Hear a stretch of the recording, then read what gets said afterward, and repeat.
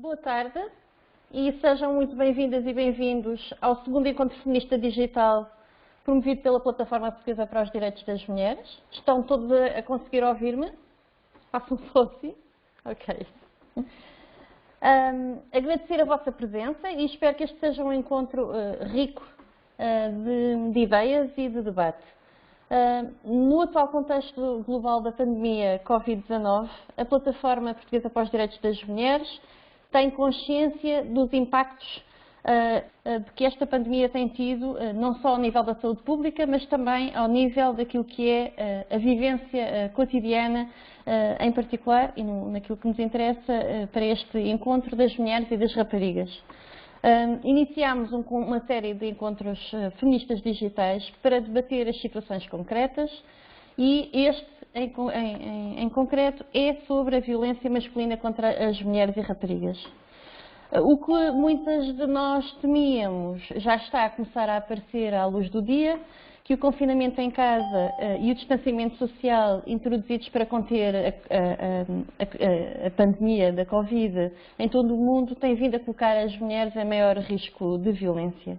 Enquanto que, em alguns países, os pedidos de apoio, quer à polícia, quer aos serviços de apoio a vítimas, aumentaram significativamente, noutros países, muitas mulheres ficaram mais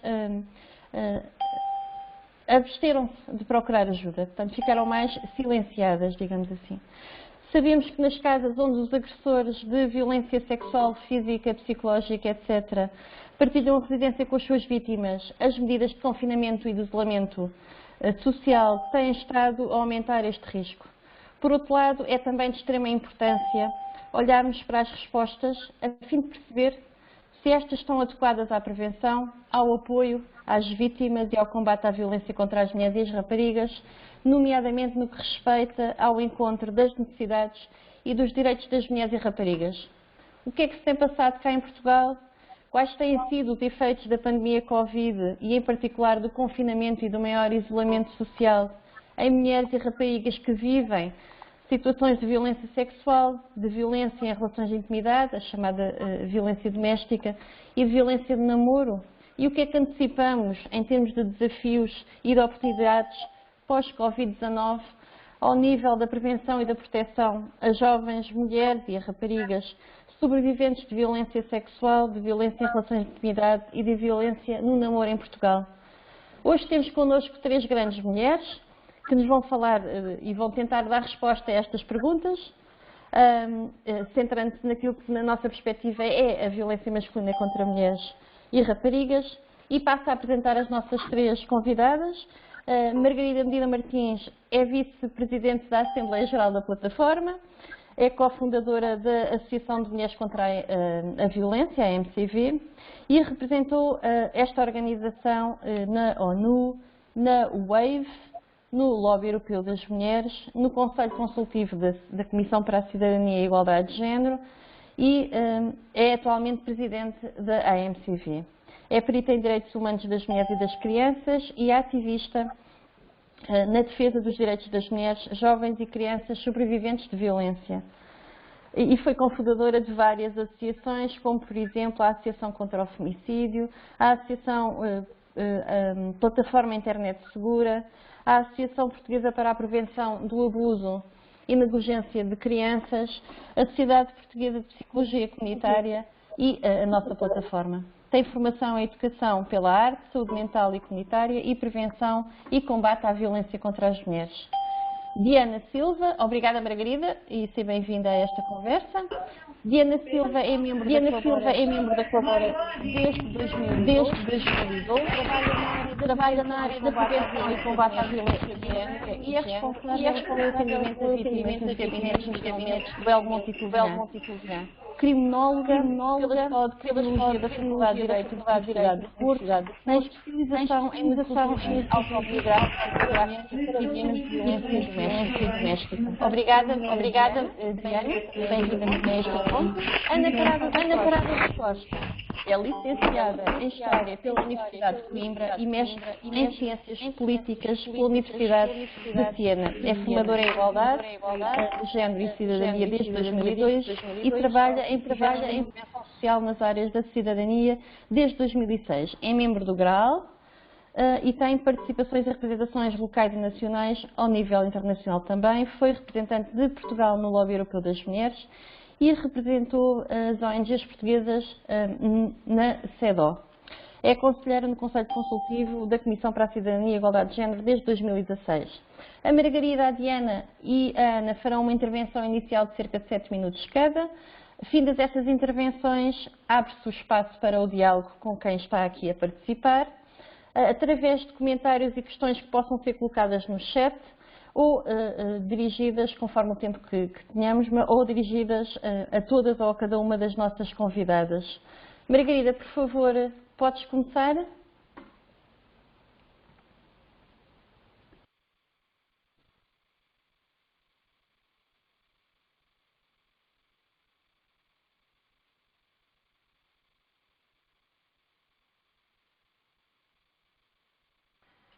Estás-me a ouvir?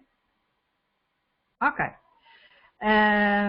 Então, penso que não me estão a ver, também não é dramático, porque tive o privilégio de de passarem uma fotografia minha de há 500 anos, portanto, não sei se me vão conseguir sequer identificar através dessa imagem, mas queria agradecer à DPDM o convite que foi feito à MCV, e nomeadamente a mim, e também felicitar as colegas que vão estar neste painel.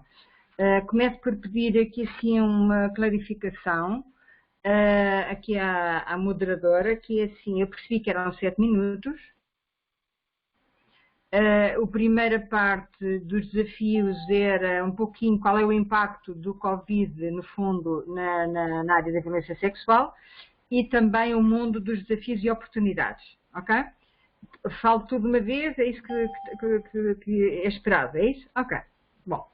Então, para não perdermos mais tempo, vou iniciar um pouquinho e partilhar convosco algumas das ideias.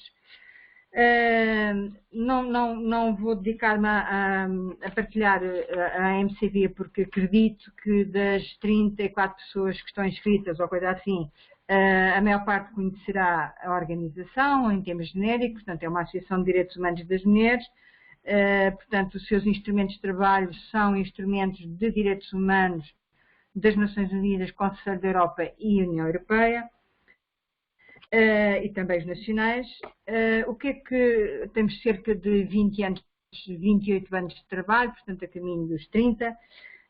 O que é que nós, para já em termos genéricos, observamos nesta fase? Ou seja, o que é que nós achamos que aconteceu às mulheres e às crianças e às raparigas neste contexto? Para nós houve aqui uma alteração do que nós chamamos o paradigma da violência, ok? Ou seja, o que havia na literatura até antes do Covid era muito, tirando as situações de femicídio, ou seja, as situações de alto risco, o desenho era sempre muito concentrado numa estratégia em que o agressor utilizava o que se chamava a guerrilha.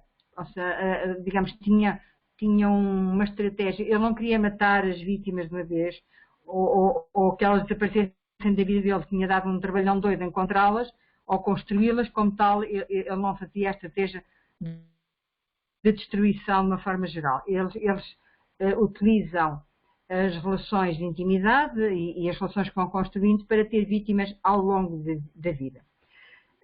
O que nós observamos com este confinamento é precisamente a saída dessa estratégia, porque o confinamento empoderou o agressor, no sentido em que lhe deu, sem que ele tivesse tido nenhuma iniciativa, as vítimas a 24 horas fechada, sem colegas, sem família, sem amigos, sem coisa nenhuma, sem quase poderem respirar. E, portanto, aqui o paradigma, eu tenho partilhado isto, para mim, na nossa perspectiva, é mais de campo de concentração. Ou seja, uma violência, independentemente das formas que possa tomar, mas uma violência com caráter continuado, numa base diária, 24 horas, portanto, com as pessoas completamente fechadas. E aqui assim, eu venho sempre com esta teoria, ou pelo menos nos últimos anos tenho alertado para isso, que Portugal, não sei como, deveria, de diversas dimensões, deveria adotar o alargamento que foi feito da Convenção da Tortura, porque é maltrato com caráter continuado e desumano. Okay? No que respeita àquilo que até a Alexandra estava a dizer, portanto, em muitos países houve rapidamente um acréscimo de situações, em Portugal isso não se observa. E falando com parceiras nesta área aqui em Portugal, com outras ONGs, existem coisas comuns que nós observamos. E até falando com os colegas que estão no atendimento, portanto, diretamente a sobreviventes, o que se observa é contactos muito pragmáticos. Quais são os meus direitos? O que é que eu posso fazer? Blá, blá, vou perder a casa, vou perder as crianças, onde é que eu posso ir? Os refúgios. Portanto, há aqui coisas muito... As mulheres procuram informação útil, rápida e muito eficaz. Se eu me deslocando diretamente para as questões da violência sexual, o que está a surgir são situações, ou seja, são sobreviventes de violência sexual, mas não atual, ou seja, que não decorre do confinamento. São violações, a maior parte são violações, mas de situações que já tinham acontecido há algum tempo. Só que, possivelmente pelo confinamento, as pessoas sentiram necessidade de pedir apoio para o sofrimento em que estão. O que é que nós pensamos que vai acontecer, de facto? Porque o confinamento colocou as pessoas, muitas delas em desemprego, não é? Colocou as pessoas muito em situação de choque, face ao que estava a acontecer, porque é muito assustador ter um agressor invisível, no fundo. Há muito esta também, daquilo que se percebe, as mulheres tentam resolver coisas do dia a dia, mas, portanto, o problema delas não é suficientemente gravoso ou importante para elas sentirem que são uma prioridade na agenda política ou são uma prioridade para o que quer que seja. Enfim, aqui há algumas características que vieram muito, possivelmente também, as mulheres são inteligentes, eu digo sempre as mulheres, ou seja, as sobreviventes são inteligentes e utilizam em situações de grande constrangimento os chamados mecanismos de sobrevivência. Portanto, o que está aqui maioritariamente neste percurso silenciado, invisível que nós estamos a observar é, no fundo, o mecanismo da sobrevivência. Mas apesar do mecanismo poder ser este, nós estamos cá. Portanto, ou seja, as e os sobreviventes utilizaram os seus instintos, as suas coisas, os seus instrumentos básicos, e se para isso, por exemplo, a violação no contexto das relações de intimidade é o dia a dia, as mulheres não vão reagir, vão deixar que isso aconteça, porque o mais importante é sobreviver. Portanto, agora, nos 4 minutos para aí que me falta, o que é que eu diria? O que vem aí? O que vem aí vai ser a parte que eu acho que é mais desafiante, porque eu acho que nós vamos ver uma explosão de quase tudo. E este quase tudo toca essencialmente em aspectos que têm a ver com o mundo da saúde mental. Porque deve-se conseguir observar o aumento de tentativas de suicídio, devem aumentar as situações de automutilação, vamos quase de certeza ver aumentar o consumo de substâncias, portanto o álcool, as drogas. É lógico, penso que neste momento já existe evidência de adições a jogo, portanto online e a sexo. Este confinamento não inibiu ou não fez desaparecer, por exemplo, a prostituição. não é fator, digamos, limitativo. Vamos observar o aumento de pessoas com obesidade, mas não é porque estejam a comer muito, é pelas questões da violência. E aqui a obesidade utilizada um bocadinho à luz como a depressão, como mecanismo até para não ação, ou seja, para não se mexer. E também o contrário, ou seja, desordens, problemas na área alimentar. Portanto, para dizer o quê? Que o quadro que vem é complexo. Estamos a falar, ou seja, os profissionais que intervêm, digamos, a máquina nacional que intervém nesta área, deveria estar altamente especializado, não só na violência, mas também na área do trauma, porque o que nós também temos que ter em conta é que estas pessoas são sobreviventes de traumas muito profundos, e aqui sim coloco também como prioridade as crianças e os jovens, e nomeadamente as raparigas, e se pensarmos um pouquinho aqui a morte desta menina da Valentina, por exemplo, foi um choque para o país, não viu aquele pai no Algarve espancasse brutalmente aquele menino de 12 anos, portanto, ou seja, não é pelo alarme social que os agressores deixam de fazer barbáries, e portanto não podemos contar com estes mecanismos sociais como mecanismos reguladores ou contentores, mas também penso que uma das razões porque as mulheres não se mexeram também tem a ver a consciência que elas têm de que se calhar, independentemente de gostarem ou não das ONGs, e até eu diria que a maior parte está grata por ir haver ONGs, mas não acreditam muito no sistema. Portanto, ou seja, o tempo da justiça é um tempo que não é um tempo útil para crianças, jovens e mulheres. Portanto, as coisas não acontecem no agora, levam anos e anos e anos e anos. Portanto, eu acho que há aqui o risco desta descrença de que a justiça possa, de facto, ser a solução para. Penso que vamos também ter alguma frustração, nós, profissionais da área, e também as sobreviventes, pela falta de formação dos profissionais. Ou seja, é lógico que temos resposta, temos linhas, temos SMS, temos coisas gratuitas, mas depois o leque da rede nacional ainda tem um grande viagem para fazer para ter alguma coerência de norte a sul e num modelo centrado de facto nos direitos humanos das mulheres e das raparigas, e também com esta consciência dos danos, do impacto da violência neste contexto do chamado campo de concentração. Pronto, acho que na primeira fase já disse tudo. Ok? Portanto, bem. Obrigada, Margarida, por estares bem em termos de tempo. Mas deixaste-nos aqui com muito para pensar e com alguns alertas que são, de facto, alertas que num futuro muito próximo vamos ter que dar uma resposta e estar muito atentas. Obrigada, Margarida. Diana, peço-te então que faças a intervenção.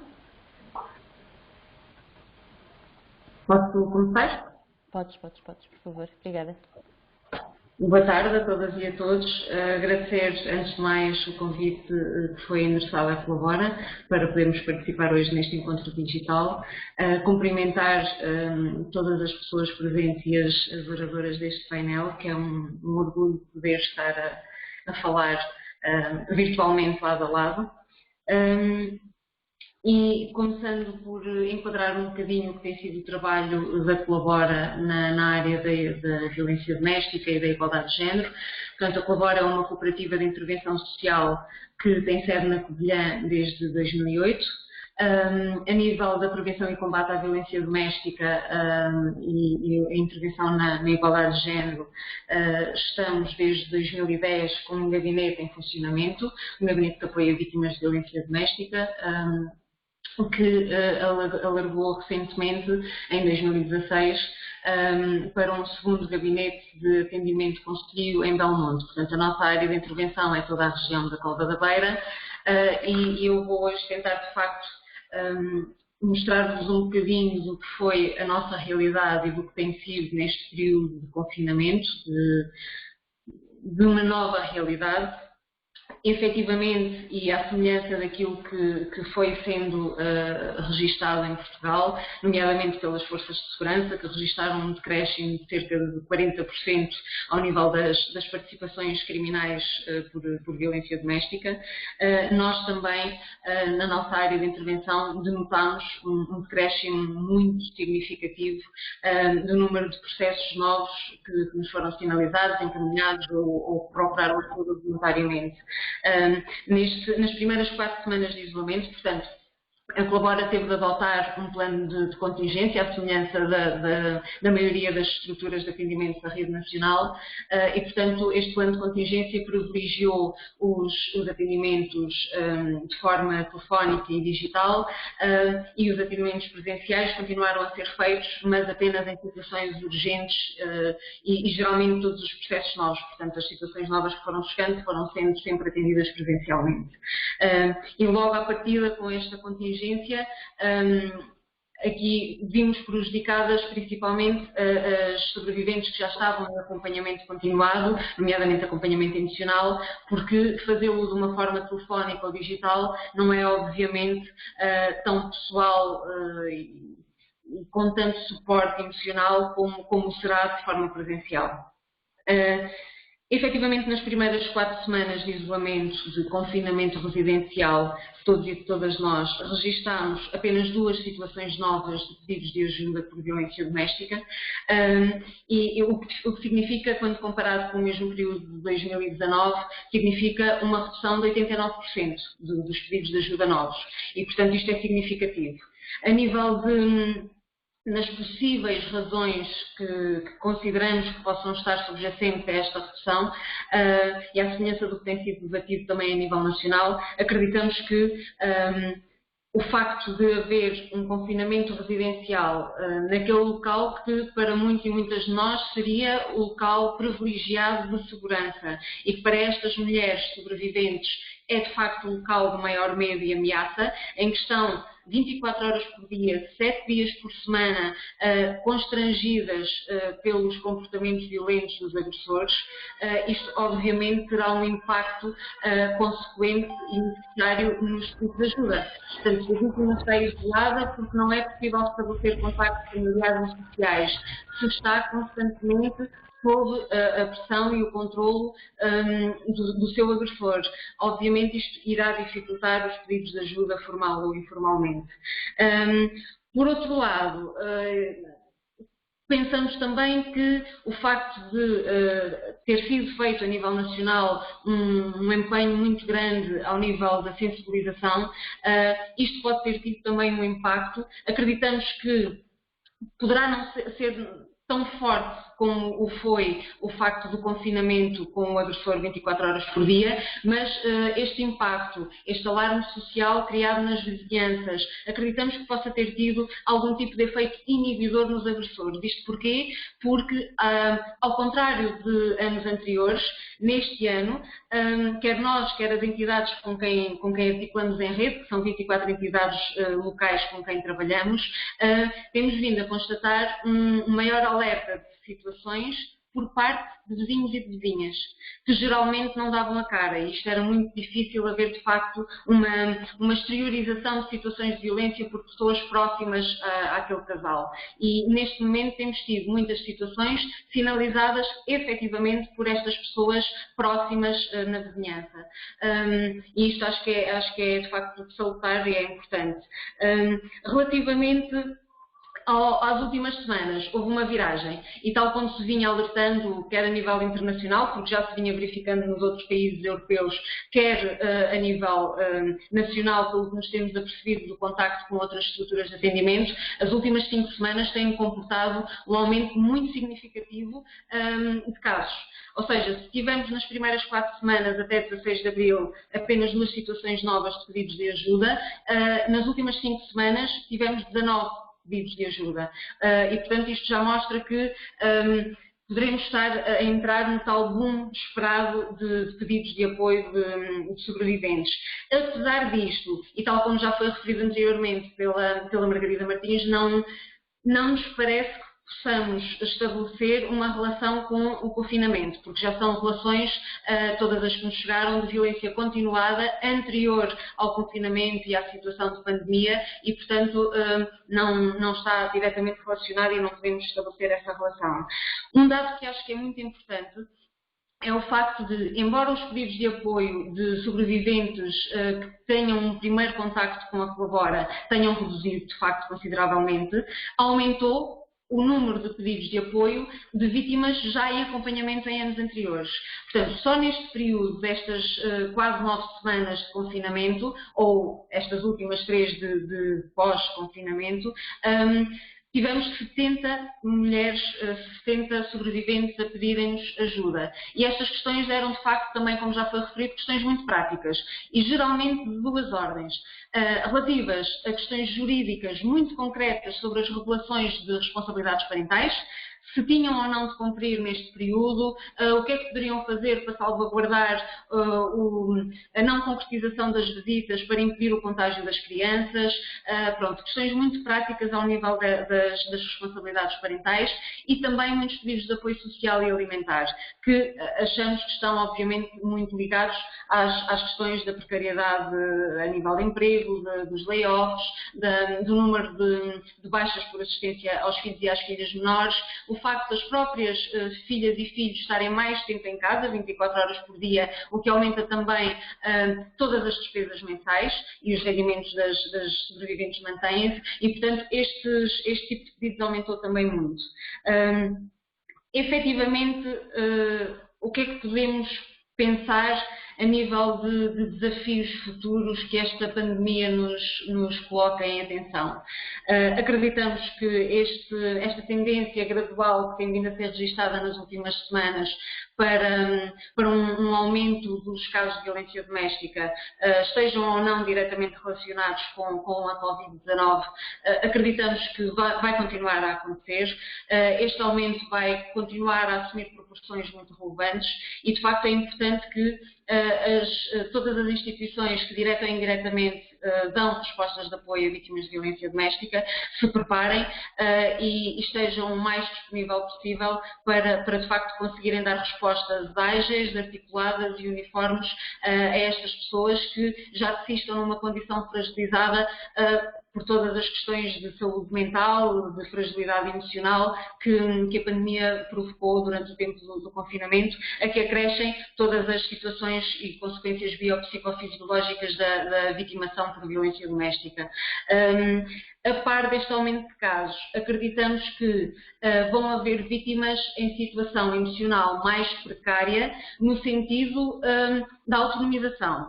Ou seja, se estamos a olhar para um quadro geral em que a Covid implica necessariamente consequências financeiras que retiram capacidade económica às sobreviventes, o que é que isto provavelmente poderá provocar?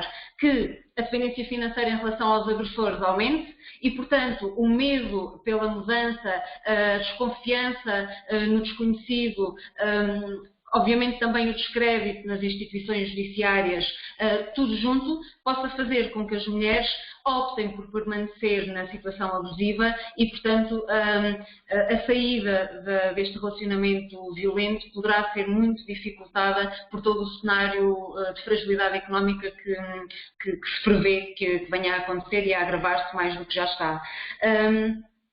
E oportunidades. Acreditamos que, uma vez que as instituições se conseguiram rapidamente adaptar a uma realidade desconhecida até agora, ou pelo menos para a maioria das instituições, teletrabalho, de efetivação de respostas através de e-mails, de telefonemas. Uma vez que se provou que é possível, e na nossa realidade foi de facto muito execuível e muito célere dar respostas articuladas com as entidades parceiras através de e-mails, através de telefonemas. Para dar um exemplo, por exemplo, algo que as sobreviventes sempre se queixam de ser muito complicado, que é a burocracia atinente aos processos de segurança social, de proteção jurídica, o facto de poder ter a estrutura de atendimento, facilitar o seu processamento junto da Segurança Social, que é dada uma resposta muito célere, numa semana e meia, 2. O facto de precisarmos de uma vaga para sobreviventes idosas que estavam hospitalizadas e que precisavam de resposta imediata, e essa resposta foi dada efetivamente em 2 dias, o que antes acontecia geralmente até 4 semanas. Portanto, esta readaptação institucional era muito boa se conseguisse extrair as boas práticas daí derivadas e que se mantivessem no terreno nesta fase do pós-desconfinamento e da adaptação a este novo normal. E a par disto, creio que, atendendo às dificuldades financeiras que se antevêem, nomeadamente para as sobreviventes de violência doméstica, creio que seria um bom momento para, a nível governamental, ser agilizada a resposta prevista, por exemplo, no artigo 40 e 45 da Lei 112 de 2009, de 16 de setembro, a vulga Lei da Violência Doméstica, em que está previsto o apoio financeiro para sobreviventes e o apoio ao arrendamento, mas depois, na prática, não há as portarias que regulam estes apoios e, portanto, temos uma dificuldade muito, muito significativa em conseguir apoios efetivos, quer para o arrendamento, quer para as questões da autonomização das sobreviventes e, portanto, será um bom momento para isto ser equacionado a nível superior governamental e pôr-se, de facto, uma operacionalização destas questões. Obrigada. Obrigada, Diana. Deixaste-nos mais uma vez aqui com casos concretos, de facto, e coerente também com aquilo que a Margarida disse, acabam por sentir que há um aumento do número de mulheres que já eram vítimas de violência nas suas relações de intimidade de há longo tempo, mas que agora é que estão a procurar apoio, e isto de facto merece uma reflexão. Terá sido o maior tempo com os agressores que as quer agora procurar uma solução, as faz agora procurar uma outra solução. Será a maior informação também ao nível da comunicação social sobre estas matérias. Enfim, deixa-nos aqui uma série de sugestões para pensar.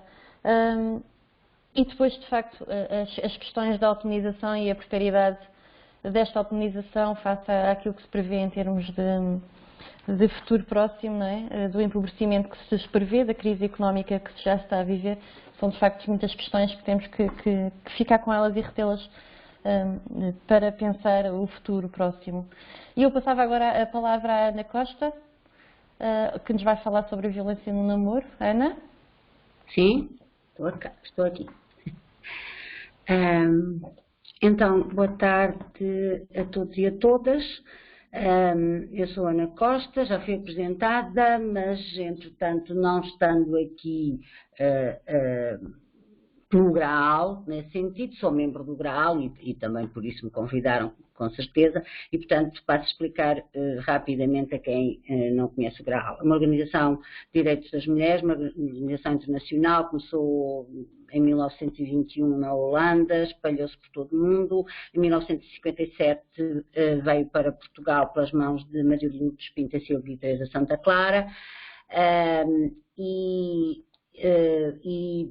está a trabalhar em Portugal, portanto, desde essa altura. E é uma organização que começou com raparigas universitárias e que aqui em Portugal, começou em todo o sítio com raparigas universitárias, mas aqui em Portugal teve um papel durante a ditadura, teve um papel sobretudo de empoderamento de jovens mulheres rurais, sobretudo, e das periferias, baseado nas metodologias, na metodologia de Paulo Freire e tendo a ver com as questões da alfabetização, porque, enfim, era por saber ler e escrever que as raparigas poderiam eventualmente procurar um outro papel social. Evidentemente que os objetivos depois mudam e neste momento o Coral, em termos internacionais, e porque faz parte do Conselho Económico e Social da ONU já há dezenas de anos, creio eu até, desde o início da formação do ECOSOC. Tem nos seus focos internacionais a questão sempre das raparigas, das meninas e jovens mulheres. Temos que dizer isto assim porque os conceitos são diferentes de país para país, mesmo falando a língua portuguesa. E em Portugal é também uma das linhas de ação preponderantes e que atravessa inclusivamente as nossas outras linhas de ação. Portanto, ao trabalhar com raparigas, temos de facto este enfoque no seu empoderamento e temos trabalhado também, claro, as questões da violência no namoro. Nós gostamos mais de dizer que o que trabalhamos é a promoção das relações saudáveis e livres de violência. No entanto, obviamente, vulgarmente conhecido como a prevenção e combate à violência no namoro. Estamos a trabalhar já há uma série de anos nos diversos polos, porque o Grau tem 3 polos físicos e depois tem grupos espalhados pelo país, mas temos trabalhado precisamente nesses 3 polos físicos as questões da violência no namoro, que é um bocadinho aquilo que me convidaram para falar, portanto com enfoque nas mulheres mais jovens, e relativamente agora, portanto, só para dizer que esta questão das raparigas é de facto, e nesta situação de Covid, é de facto uma preocupação grande. Permite-me só ler aqui uma coisa pequenina da ONU, que se chama, aliás, em poucas palavras, portanto é mesmo poucas. Um choque profundo para as nossas sociedades e economias, a pandemia Covid-19 ressalta a confiança da sociedade nas mulheres. Isto é importante. Tanto na linha da frente, porque de facto sabemos que 70% das mulheres que trabalham na área, das pessoas que trabalham na área da saúde são mulheres, e muitas delas jovens mulheres, na enfermagem, na medicina e nos outros campos. Portanto, na linha da frente as mulheres estiveram como trabalhadoras da saúde 70%. É curioso ver depois que elas são 70% das trabalhadoras da saúde, mas só são 30% dos cargos dirigentes nesse mesmo núcleo. Bem, mas enfim, não foi para isso que agora me convidaram, é só um à parte. Bom, portanto, elas foram de facto fundamentais, tanto na linha da frente quanto em casa, como sabemos. Sabemos como é que as mulheres passaram a viver em casa com teletrabalho, com crianças, com as coisas da casa, etc, etc. Nós passámos da dupla tarefa para a quádrupla tarefa, enfim. Enquanto expõe simultaneamente, portanto, esta Covid-19 expõe simultaneamente as desigualdades estruturais em todas as esferas, portanto, da saúde, da economia, o desemprego nas mulheres vai ser, enfim, vamos conhecê-lo rapidamente e em força, da segurança e da proteção social. Portanto, em tempos de crise, os recursos são limitados, a capacidade institucional também, e, portanto, as mulheres e as meninas vão sofrer uns impactos desproporcionais, com consequências imediatas, mas também em longo alcance, obviamente.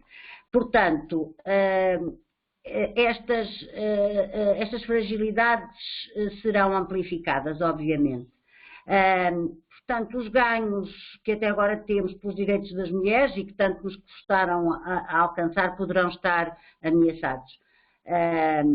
Portanto, responder a esta pandemia não é apenas retificar desigualdades pré-existentes, claro, e pré-existentes de longa data, mas é construir um mundo resiliente no interesse de todos, com as mulheres no centro desta recuperação. Isto são poucas palavras da ONU. A ONU também tem agora uma declaração importantíssima no caso das meninas, que é conecte, portanto, as meninas pela igualdade.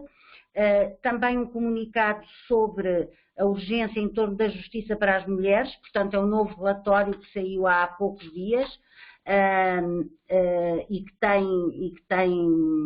de facto muitas coisas interessantes e que se poderiam, a questão do acesso à justiça, enfim, que já aqui as colegas, entretanto, falaram, mas que é importante, a questão do sistema de justiça, assim como o sistema de saúde se adaptou à pandemia, nos países mais, noutros menos, nos casos com mais sucesso do que outros, o sistema de saúde, o sistema de justiça tem também que se adaptar. E eu diria que vou pagar para ver em Portugal isso, mas enfim.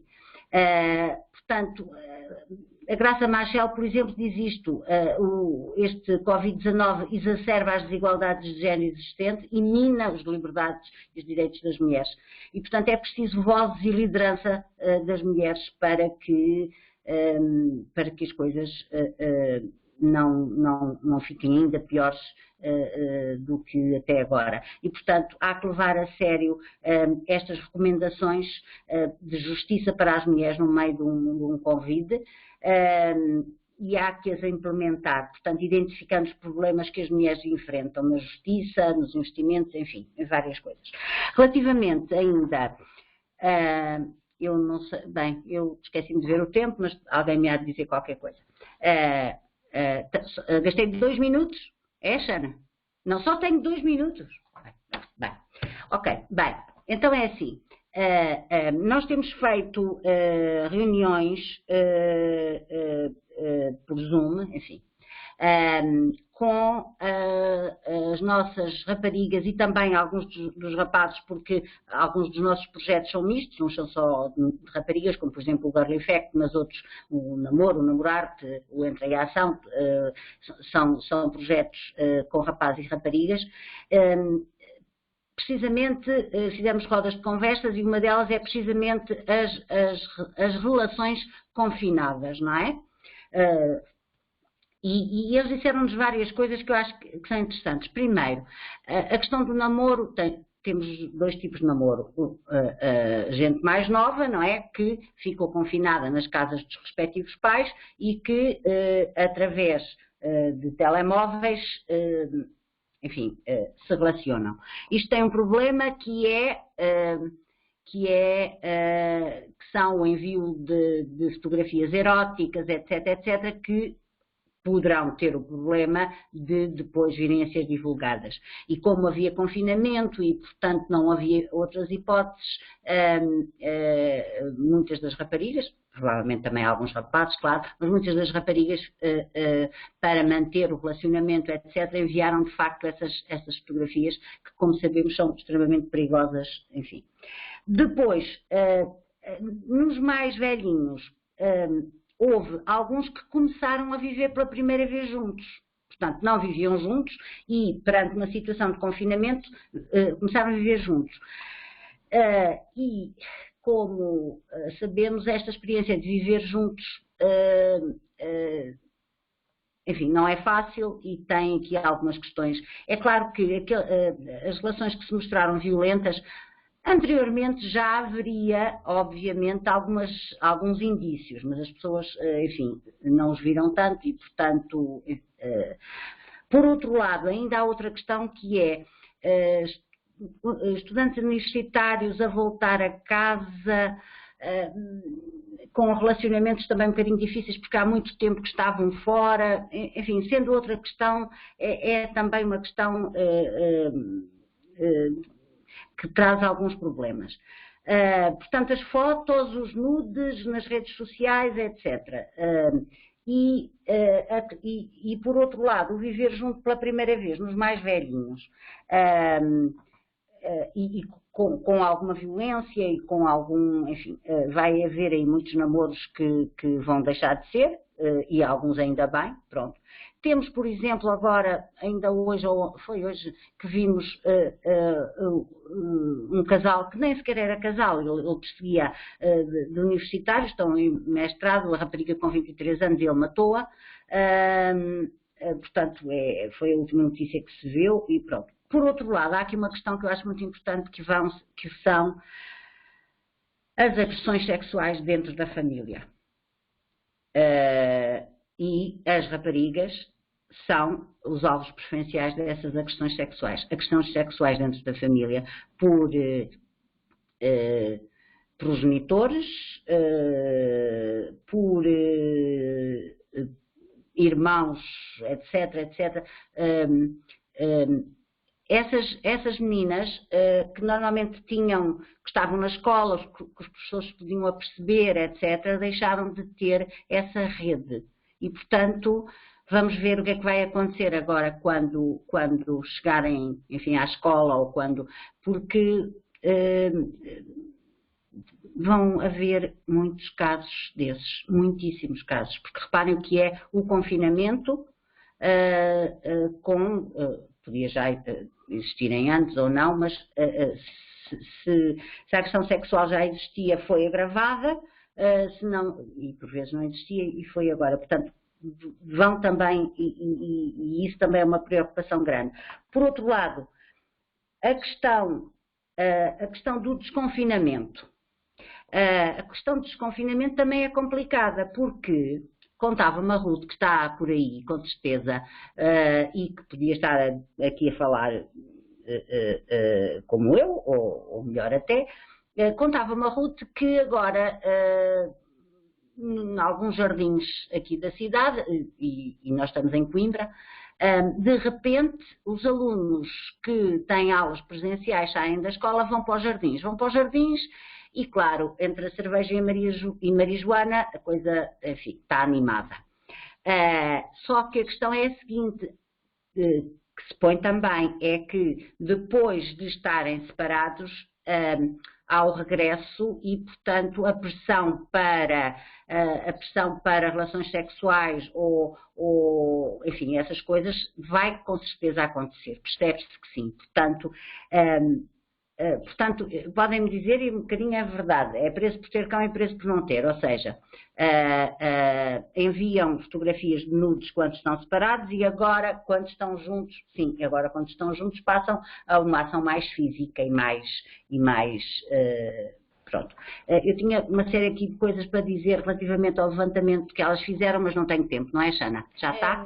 Já está, pronto, já está. paciência. Haverá depois oportunidade se fizerem perguntas ou assim. Obrigada. Sim, Ana, obrigada, Ana. Mas trazes aqui também pontos também interessantes para pensarmos. Sabemos de facto que houve uma maior partilha de fotografias íntimas, eróticas ou de outra natureza, mas de fotografias íntimas, e que há também quem se aproveite, nomeadamente sabe-se que já há relatos de muitas mulheres e raparigas que encontraram as suas fotografias e vídeos íntimos numa plataforma de pornografia online. Por exemplo, a maior plataforma que existe mundial está, de facto, a passar este tipo de conteúdos também. Eu agora abri aqui o debate. Não sei se há alguém que queira fazer alguma questão em particular dirigida a alguma das nossas convidadas. E se assim o quiser, e não havendo muita gente, possa fazê-lo diretamente de viva voz, ou se preferir colocar no chat a questão, eu também a posso ler.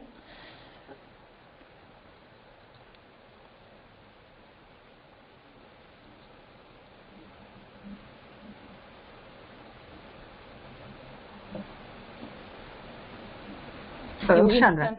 Sim, eu entretanto tirei os microfones das pessoas, as pessoas terão que ligar o microfone se quiserem perguntar. Diz, Margarida. Se não houver para já nada, tenho sempre coisas para dizer. Então avança. Se não houver ninguém que queira fazer pergunta, avança. Ok. Porque, ou seja, à medida que estava a ouvir a Ana e a Diana,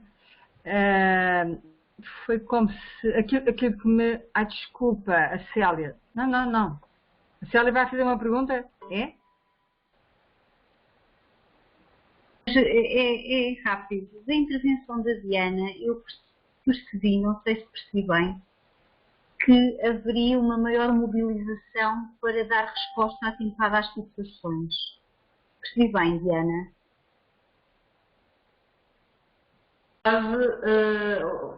Percebemos que houve uma readaptação muito grande ao nível das respostas, principalmente, e aquela que notámos mais, foi na segurança social.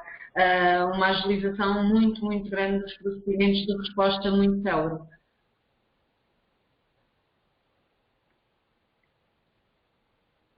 Esperemos que seja para manter agora esse ritmo, não é? É, exatamente, era a tal questão de esperemos que seja uma oportunidade a aproveitar e manter, sim.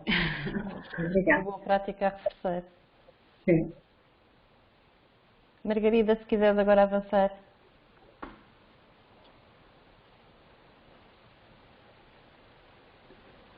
E agora? Ok. Retomo aqui um pouquinho ideias que me ocorreram à medida que os colegas foram falando. É lógico que aquilo que eu vou dizer, esta primeira frase é um bocadinho exagerada, mas é como se as mulheres tivessem voltado à caverna da era moderna. Só que agora com mais funções ainda por cima. Porque na altura da caverna só tinham se calhar um lume para aquecer, para cozinhar a caça que os homens traziam. Agora têm que fazer o trabalho, o teletrabalho, têm que ter a telescola, têm que cuidar da casa e têm que fazer mais 500 coisas. Pronto. Mas isto é digamos, uma metáfora. Eu penso que uma das coisas importantes aqui sim que há que ser central na intervenção cada vez mais é valorizar aquilo que é dito pelos sobreviventes, que é precisamente, ou seja, as pessoas estão a passar situações que nós tecnicamente chamamos de stress pós-traumático complexo, portanto não é o simples, é o complexo, vão utilizar a mesma linguagem, ou seja, as mesmas palavras que já utilizavam anteriormente, mas o impacto que teve na vida delas é absolutamente desproporcional relativamente à vivência que tinham tido. E nós, enquanto profissionais, percepcionarmos a dimensão do impacto, ou seja, termos essa consciência, vai ajudar a tentarmos a fazer o recovery, digamos, a viagem de autonomia e de controle que estas sobreviventes precisam. Uma das questões que a Diana tocou foi a questão da comunicação. Pronto, interinstitucional, de facto, se calhar conseguiram-se aqui sim progressos que era bom que não voltassem atrás, que também era aquilo que a outra colega, a Célia, estava a levantar, não é? Deveriam ser pontos de não retorno. Eu também queria partilhar convosco aqui uma preocupação que é o seguinte. Nós, ou seja, aqui em Portugal, estamos neste momento com a Estratégia Nacional para a Não Discriminação e Igualdade, já não sei, é NINS, não é? Como é que se chama? Com aqueles 3 planos de ação. E por outro lado, temos a União Europeia no quadro 21 a 27 a desenhar, preocupado com a questão das crianças e jovens, a desenhar uma coisa que se chama um fundo de garantia. Bom, mas isto já vinha agendado antes do Covid, portanto isto é um pensamento que já vinha muito ligado aos ODS, no fundo a ideia de não deixar ninguém para trás. Mas aqui eu acho que a minha preocupação que era importante, já que existe aqui este pensamento, e era importante, já que Portugal vai ter em 2021 a responsabilidade da presidência da Comissão Europeia, que houvesse aqui ou conseguíssemos fazer pôr isto na agenda, não haver o afunilamento só na pobreza e na educação e na saúde. Porque a União Europeia e mesmo as Nações Unidas tornam muito invisível, se eu pensar nos documentos que li nos últimos 30 ou 40 dias, tornam muito invisível as questões da violência. Está lá a palavra violência, sim, mas não está como uma coisa absolutamente central na vida das populações, não está. É sempre uma espécie de uma coisa que é uma coisa de um grupo pequeno, marginal ao problema central. Não é marginal. E, portanto, eu acho que é um espaço de oportunidade. Esta crise deveria-nos dar aqui este espaço de oportunidade para, com o reconhecimento todo que já foi feito em termos internacionais, do caráter endémico da violência, com o reconhecimento internacional do nível do abuso sexual, digamos, da dimensão que tem nas crianças, como veio confirmar a Convenção de Lanzarote, etc., não faltam evidências na área política, porque foram feitos estudos, para haver, de facto, um investimento da União Europeia na área do combate à violência contra mulheres e raparigas e as crianças em termos gerais. Não falta. Agora, o que não pode acontecer foi a estratégia que a União Europeia fez até agora, que é a estratégia também que Portugal faz, e se calhar todos os países, que é criar linhas de financiamento para projetos e depois vir falar de boas práticas. Ora, nós, com estes anos todos de experiência e de vivência no contexto da União Europeia, nós já não queremos saber de boas práticas porque já ninguém sabe o que é que isso quer dizer. Agora, o que é preciso fazer é, de facto, uma estratégia europeia nesta área de combate à violência com planos nacionais obrigatórios e vinculativos. Nós não precisamos ou seja, qualquer coisa que complemente a Convenção de Istambul e que não deixe ao ativismo das ONGs a responsabilidade da mudança. Porque isto é outra coisa também que é uma armadilha que nós temos na União Europeia. Ou seja, fazem-se instrumentos e depois, nos países onde o ativismo é maior, conseguem-se progressos. Nos outros países onde não há ativismo ou ele é absolutamente silenciado, quase não se observam progressos. Mas isto é cumplicidade em crime. Isto é cumplicidade em crime. Porque os políticos e os profissionais que estão com esta responsabilidade não podem fingir que há espaço ou há tempo para as vítimas daquele país ou daquela região, e aqui podemos falar de Portugal, as mulheres em situação rural, ou o que quer que seja, não, tem que ser uma coisa absolutamente transversalizada e territorializada. Portanto, nós devíamos exigir mais destas entidades, porque elas funcionam com o dinheiro dos contribuintes europeus. E os contribuintes pagam muitos impostos para esta gente toda. Portanto, não é para fazer projetos de boas práticas, como foi o Daphne, e muitas linhas de financiamento. Margarida, obrigada. Deixa-me só interromper-te, porque há aqui pessoas a fazer comentários no chat e fazê-las intervir. Dizer que a Catarina Soares vai ao encontro, o que diz vai ao encontro do que começaste por dizer, que é preciso saber valorizar a vítima e saber ter uma escuta ativa para poder ter tudo em conta que a vítima diz e para se perceber tudo o que foi dito pela vítima para se poder agir. A Sofia Fernandes traz aqui as questões que estão ligadas à violência sexual e diz que o FBI está a investigar os Zoom bombings que envolvem o abuso sexual de crianças e acrescenta que o consumo de pornografia aumentou exponencialmente neste período a nível mundial. E isto é de facto uma evidência muito grande. A Irina Amaro está a colocar uma pergunta.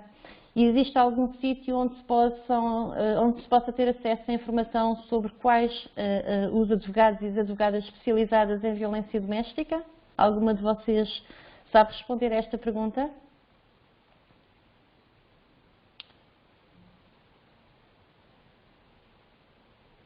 Não sei quais são de facto.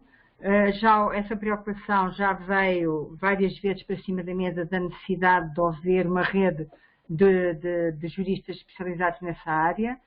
É lógico que junto das ONGs que trabalham nesta área teremos mais probabilidade de encontrar esses profissionais. Não quer dizer que até junto da Associação Portuguesa de Mulheres Juristas também não haja lá advogados que elas possam identificar. Mas essa é também não temos provavelmente ainda uma estrutura de advocacy nessa área especializada, sim. Obrigada. E a Sofia Fernandes volta a dizer que precisamos da ratificação da Convenção de Istambul por parte da União Europeia e uma diretiva que que abarque todas as formas de violência contra as mulheres e raparigas, incluindo aqui a exploração sexual, que será o tema do nosso próximo encontro e que acaba por também estar muito escondido. Eu se calhar daria, porque estamos a chegar ao tempo do nosso encontro, daria à Margarida, mas agora ao contrário, à Ana, à Diana e à Margarida, se quiserem em 2 minutos dizer algo que tenha ficado por dizer e para que possamos encerrar aqui o nosso encontro, eu pedia então que começasse a Ana, depois passasse à Diana e depois à Margarida. Então, acho que uma das coisas que, enfim, neste levantamento feito pelas e pelos jovens é dito com grande preocupação é realmente a questão da saúde mental e do apoio psicológico depois do desconfinamento. Quer com uma intervenção, obviamente, enfim, quando houve crimes, evidentemente, mas quando enfim, houve problemas e que não chegaram a... É preciso, de facto, pôr gente da psicologia no terreno, é preciso pôr gente, mais psicólogas nas escolas. As psicólogas que estavam nas escolas não vão conseguir agora resolver as questões todas quando os alunos... Porque as escolas, portanto, eu dou-vos um exemplo que não tem nada a ver com as questões de violência, mas aqui numa escola de Coimbra, em determinada altura, as crianças e os familiares iam buscar a refeição.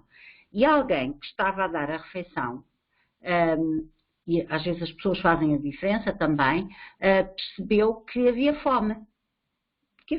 Pronto. E até agora fizeram a escola chama-se Dom Dinis e somos todos Dom Dinis. Pronto. E com professoras e com alunas e com antigos alunos estão a fazer cabazes para os alunos e as alunas que necessitam, para as famílias, isto para dizer. Claro que isto é o que eu costumo dizer, isto é um penso rápido na ferida, porque depois o Estado vai ter que fazer uma intervenção mais estruturada, mas foi para acudir a situações de fome. Pronto. Isto mesmo vai ter que depois acontecer relativamente ao apoio psicológico, não é? E não temos estruturas nas escolas para tal, não é? Não temos estruturas nos centros de saúde para tal, portanto, vai ter que haver um reforço, e eu acho que isso é uma coisa que se deve exigir, um reforço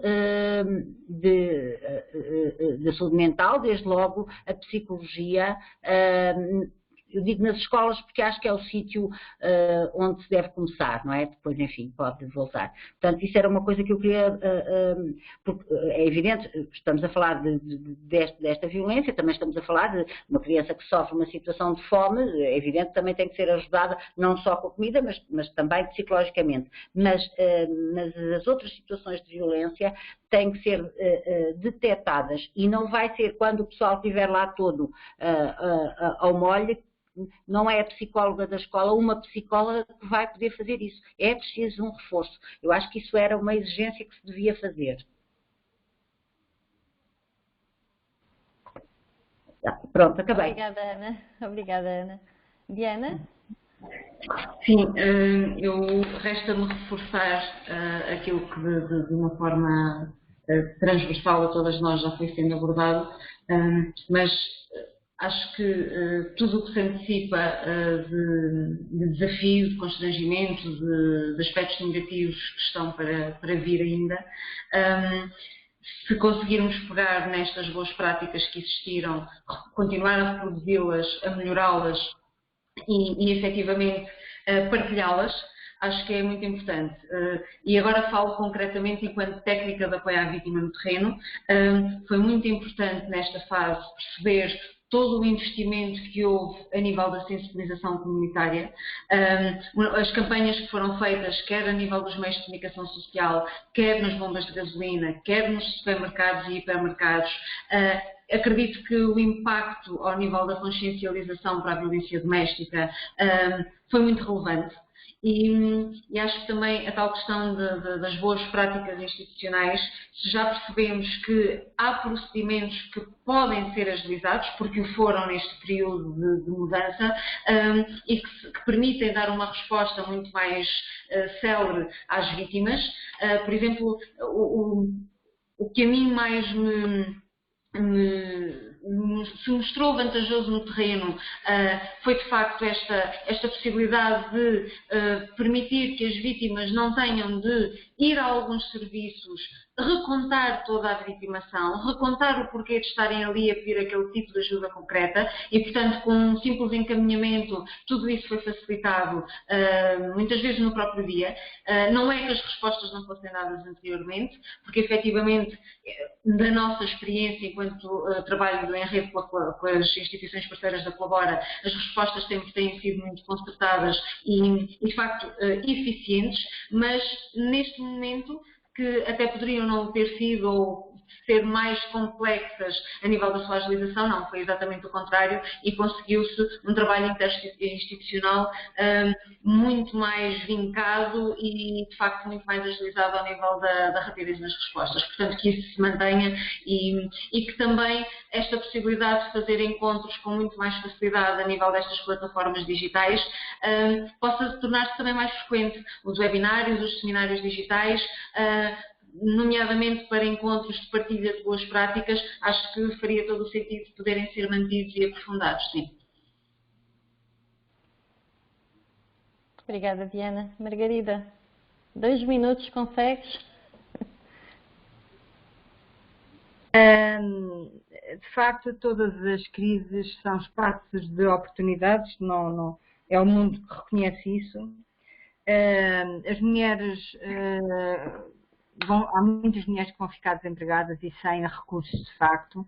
Há toda esta rede de, como a Ana Costa estava a dizer, que é preciso montar, de apoio básico em termos alimentares, etc. Mas eu acho que era um timing, e já tive a oportunidade também de expor esta ideia noutros fóruns, de fazermos o empoderamento das mulheres.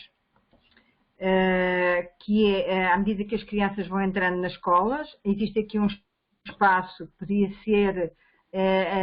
podiam ser envolvidos o Centro de Emprego e a área da Educação para fazer o fortalecimento da formação, dos skills, das novas tecnologias, portanto, ou seja, há aqui espaço para fazer o fortalecimento das mulheres para o mundo que vem.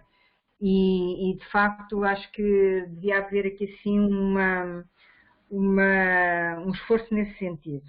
Relativamente aos apoios psicológicos que a Ana fala, de facto os psicólogos que estão nas escolas não vão ser capazes de dar resposta, até porque é geralmente um psicólogo para um agrupamento e portanto é uma barbárie, não é porque não tenha boa vontade, é porque não consegue. A resposta, digamos, e tem que ser desenhada, eu enquanto ONG estou a preparar um documento para apresentar no contexto da PPDM, etc., nesse sentido, porque é preciso encontrar uma estratégia nacional neste sentido. Mas temos aqui outro desafio, é que quer crianças, quer raparigas, quer mulheres sobreviventes, não vão ser capazes de dar nome, por uma questão de saúde mental, de dar nome às experiências que tiveram. Ou seja, eu trabalhei na área da saúde mental há 14 anos e acabei por ter uma leitura da esquizofrenia como um mecanismo de sobrevivência. Quando a dor e o sofrimento é mais do que aquilo que seria possível de tolerar, o sistema fragmenta. E isto está descrito na área do trauma. Por isso é que os discursos das sobreviventes são muitas vezes incoerentes. Lembram-se um bocadinho daqui, outro bocadinho amanhã, mais outro bocadinho não sei aonde, e portanto não é um discurso factual das horas e dos dias, etc. Portanto, nós vamos ter aqui assim sobreviventes muito traumatizadas, com dificuldade em partilhar connosco, por muito que nos reconheçam e por muito que os técnicos estejam, mas os técnicos ou as técnicas têm aqui sim que trabalhar um pouquinho a sua própria frustração, porque no fundo estamos lá para ajudar e não conseguimos porque ela não nos fornece a informação, mas tudo o que vier vem no tempo interno. Há um tempo interno das sobreviventes e nós temos também que respeitar isso. E temos que estar cá, porque dar nome às coisas é algo muito doloroso. Dizer que se foi violado é uma coisa muito dolorosa. E vou-vos dar um exemplo. Eu perguntei num grupo de ajuda mútua, alô, vocês acham que existem violência sexual nas relações de intimidade? E houve logo duas respostas. Uma jovem que diz, alô, para ter sossego em casa, não ter louças a partir, se as portas a bater e as coisas todas a ir pelo ar, se é preciso abrir as pernas, eu abro as pernas. Mas há uma mulher com 60 e tal anos que diz, eu tive 11 filhos, acha que alguém me perguntou se eu queria ter tantos filhos? Portanto, as mulheres têm um tempo e falam das coisas na sua própria formato e modo e tempo. E temos que respeitar isso. Agora, portanto, eu ponho a formação e o empowerment das mulheres como a prioridade na aplicação de fundos públicos para a saída do desemprego e como fortalecimento delas. E ponho a questão da criação, até se calhar na PPDM podíamos fazer aqui algum trabalho nesse sentido, de uma bolsa de advogadas especializadas na área da violência, que pudesse estar disponível para, a nível nacional, não sei, mas qualquer coisa assim do estilo. Pronto. E gostei muito. Obrigada. Eu, em nome da Plataforma Portuguesa para os Direitos das Mulheres, quero agradecer às nossas três oradoras pela intervenção que fizeram, agradecer a todas as pessoas que estiveram connosco durante cerca de 60 minutos para falarmos de temas tão duros quanto a violência sexual, a violência em relações de intimidade e a violência de namoro. São todas elas formas de violência muito centradas nas mulheres. E terminar só por dizer que na PPDM também entendemos bem esta necessidade e temos bem presente esta necessidade de dar nome às coisas e nesse sentido o nome que nós damos é da violência masculina contra mulheres e raparigas. Não designamos por violência doméstica aquilo que nos parece ser uma violência que é sistémica, estrutural, e que está baseada nas relações desiguais de poder entre mulheres e homens e não no sítio onde acontece essa violência. Pautamos-nos sempre pela defesa dos direitos humanos das mulheres em todos os espaços. A violência, obviamente, é uma das esferas por que mais lutamos e por mais no futuro próximo continuaremos a lutar por alterar aquilo que são as perspectivas individuais e coletivas, mas muito concretamente aquilo que são as políticas públicas e a forma como as políticas públicas respondem às necessidades e aos direitos humanos das mulheres.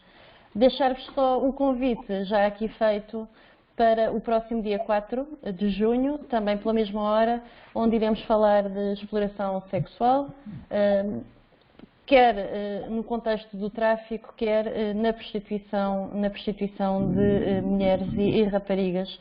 E muito obrigada pela vossa participação. E dou por terminada agora o encontro. Obrigada. Obrigada. Obrigada.